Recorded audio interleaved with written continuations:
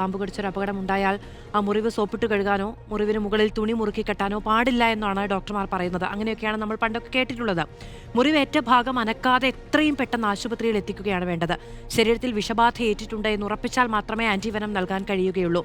ആശുപത്രികളിൽ ആന്റിവെനത്തിന് ക്ഷാമമുണ്ട് എന്ന വാർത്ത തെറ്റാണ് എന്ന് ഡോക്ടർ പ്രവീൺ റിപ്പോർട്ടറിനോട് പറഞ്ഞു.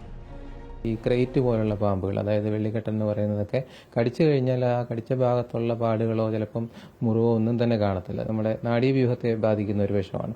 അപ്പം പലപ്പോഴും ഇത് ശ്വാസം കിട്ടാതാകുന്ന ഒരു സിറ്റുവേഷൻ എത്തുമ്പോഴാണ് ഇത് അറിയുന്നത്. അപ്പം നമ്മുടെ ഈ പ്രഥമ ശുശ്രൂഷ എന്ന് പറയുന്നതിന്റെ ഉദ്ദേശം തന്നെ ഈ ഇഞ്ചക്ട് ചെയ്തിരിക്കുന്ന വിഷം നമ്മുടെ ശരീരത്തിൽ വ്യാപിക്കാതെ നോക്കുക എന്നുള്ളതാണ്. അപ്പോൾ അതിൽ ആദ്യം പറയുന്നത് തന്നെ ഈ പേഷ്യന്റിനെ റീഅഷ്യൂർ ചെയ്യുക അല്ലെങ്കിൽ സമാധാനിപ്പിക്കുക എന്നുള്ളതാണ്.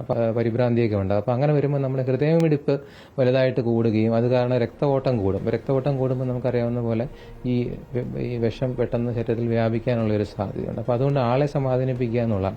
അവിടുന്ന് സ്പ്രെഡ് ചെയ്യാതിരിക്കാനുള്ള കാര്യങ്ങൾ ഒന്ന് ഈ പലപ്പോഴും സോപ്പിട്ടൊക്കെ ഉരച്ച് കഴുകുന്നത് കാണാറുണ്ട്. അപ്പോൾ അങ്ങനെ ചെയ്താൽ പോലും ഈ വിഷം അവിടുന്ന് വ്യാപിക്കാനുള്ള സാധ്യതയുണ്ട്. അപ്പോൾ ഈ ഒരു കടിയേറ്റ ഭാഗം ഒട്ടും അനക്കം തട്ടാതെ നമ്മൾ ആശുപത്രിയിൽ എത്തിക്കുക എന്നുള്ളതാണ്. ഇപ്പോൾ ഒരു സ്കെയിലോ അല്ലെങ്കിൽ തടിയോ ഒക്കെ വെച്ചിട്ട് നമുക്ക് ആ കടിയേറ്റ ഭാഗം അനക്കാതെ രണ്ട് സൈഡിലായിട്ട് കെട്ടിവെക്കാം.